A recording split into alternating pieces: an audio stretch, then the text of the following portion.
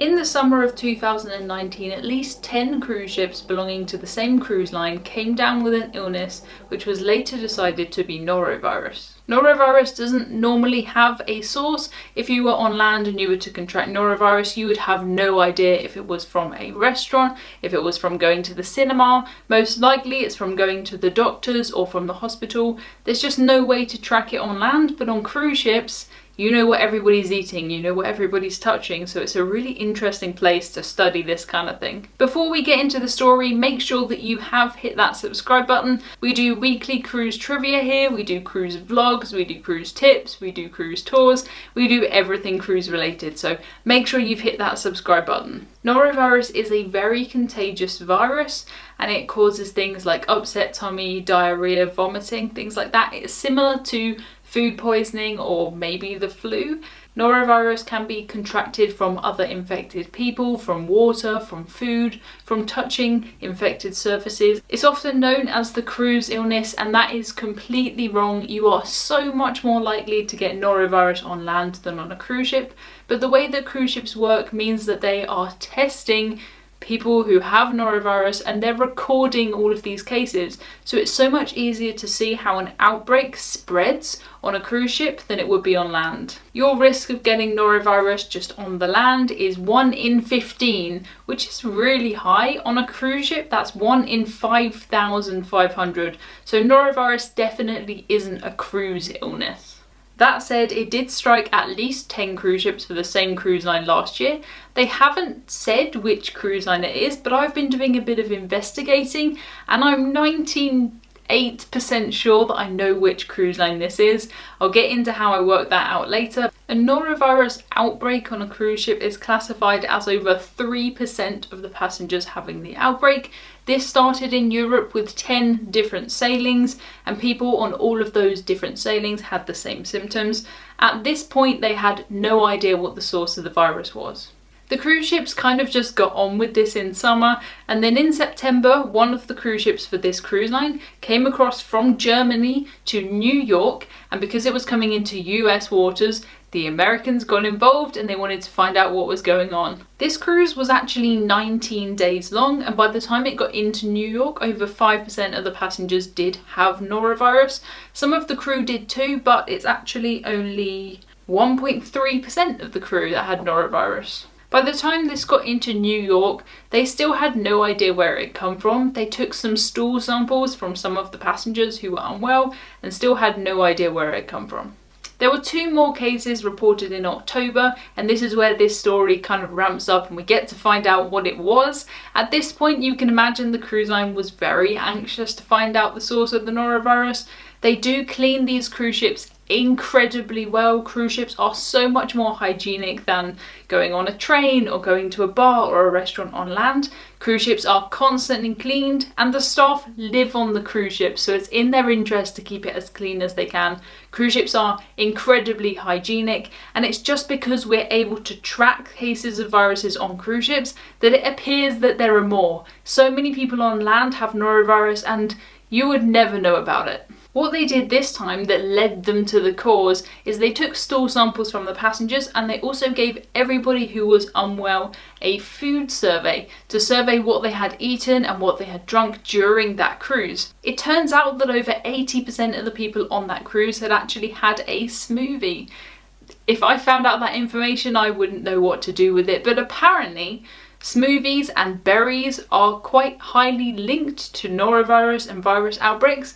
I suppose that they hold the virus quite well. I have no idea. The CDC actually said that berries have been the source of norovirus outbreaks in the past, and they brought in Food and Drug Administration to collect the frozen fruit and berry samples from the ships for testing. So the next step, once they had kind of a hunch that it was something to do with the berries and smoothies, was to take some of those smoothies and to test them for norovirus. The FDA tested 16 different types of fruit from the cruise ships and 3 of them did test positive for norovirus.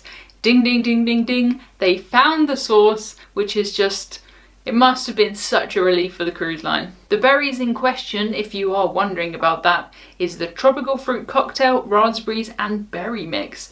I do assume that these were probably frozen and they were mushed up for smoothies. That's what it sounds like. It later turns out that the cruise line had bought 22,000 pounds of frozen raspberries, and that was the suspected cause. They did buy them from China and they bought them back in June, and that's why over the summer they saw all the cases of norovirus. In November, the World Health Organization issued a notice for everybody to withdraw their frozen berries if they have been sourced from China, and from that point on there were no more norovirus cases associated with this on the cruise line ships. I do understand that it feels as though there are more illness outbreaks on cruise ships than there are on general land, but if your neighbour has an upset tummy, they're not going to tell you, no one's going to ask them, they're not recording it. On a cruise ship, health officials track illnesses on cruise ships, so outbreaks are found and reported much more quickly on a cruise ship than land. Living in close quarters may increase the amount of group contact, and people joining the ship at different ports may bring the virus to other passengers. I think really it's a case of, if you put thousands of people together anywhere, at some point some of them are going to get sick. I personally feel so much safer on a cruise ship where I know everything has been cleaned and sanitized, and going forward things are going to be even cleaner than they are now. I feel a lot safer in that environment than I do getting on the train. I commute to work, I buy a ticket from a ticket machine that I don't think anybody has ever cleaned, and no one questions it because it's not traceable. There may be multiple restaurants and bars on land that ordered the same frozen berries from China and they gave people norovirus, but once they're out in the general population, there's no way that you would be able to trace that. Cruise ships get a really hard time when it comes to things like illness, just because they are under the spotlight for this, and they carry thousands and thousands and thousands of people. Some of them are going to get ill. That's just laws of numbers, that's just statistics. The CDC report doesn't actually say which cruise line this was with. There were cruises that were the same length as the cruises mentioned in this report, that left the same places and came to the same places and have registered norovirus outbreaks on them. If there is a big norovirus outbreak, these are all listed. You can find them on the CDC's website. They're listed by ship, they're listed by departure and arrival date. I don't know why you'd want to look at that, but if you did, I mean, I looked at it for this video.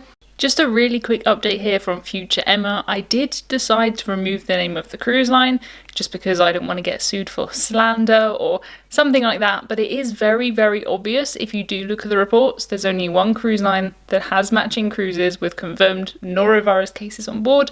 I'll put the link in the description to the reports and then you can make your own assumptions. To be honest, I think that's completely irrelevant. This could happen to any cruise line. Most cruise lines will have some sort of frozen fruit or berries on board, and I feel like this is just luck. We reached a whopping 20,000 YouTube subscribers yesterday, which is just completely mind-blowing. If you guys do want me to say thank you 20,000 times, I suppose I could do that, but that will be a very long and very dull video. To celebrate, I have launched a Patreon. I'm probably the last person in the world to do this. I meant to do it when I had 5,000 subscribers and 10 and 15, and now here we are at 20. I finally launched a Patreon. Patreon is a website where you can support your favorite creators and you get exclusive content. What I have been doing is recording my first ever podcast, which has been so much fun. I think I'm really going to enjoy podcasting. I'm going to be sharing other things on there too, like behind the scenes photos and videos, early videos, outtakes. I make a lot of mistakes in these videos that never make it onto YouTube. And if you would like to see that and listen to our podcast, please do consider supporting me on Patreon. If you are in a position where you are able to, I would really appreciate your support. It starts at $5. The podcast isn't going to be overly educational. It's going to be funny stories that have happened to me, things that maybe I can't say on the wider internet in the podcast.